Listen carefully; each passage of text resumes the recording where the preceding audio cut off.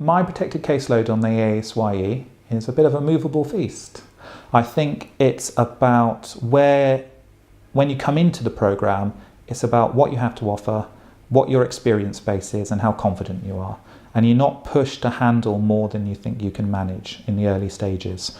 Of course, I think sometimes when you first start off, there can be an anxiety around the work, but I think that's where the support kicks in, because sometimes I've been told that I should be more confident about how I practice, and yet sometimes can be quite reticent and defer a lot to other people.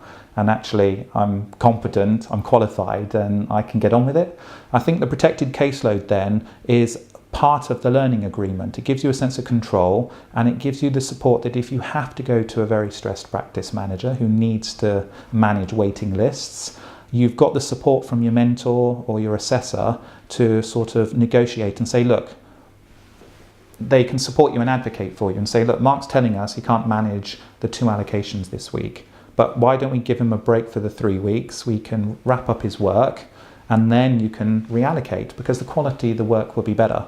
And I think what this allows me to do is give me some reassurance that I can practice saying no and having professional boundaries, because when I am up and running and fully qualified, there will be a lot of expectation on me, a lot of demand on my time, and a social worker has to be able to say no to his or her employer as much as to people in the community when they're asking for things and they're not eligible.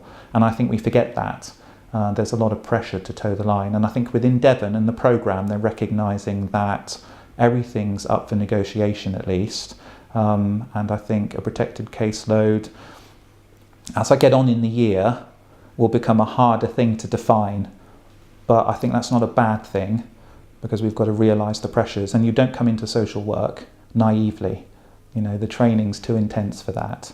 So people come in with their eyes open, but at least Devon County Council and the programme give me a voice and an arena in which to sort of discuss what I think is suitable and what maybe my employer or my manager think is suitable, and we can have a conversation around that.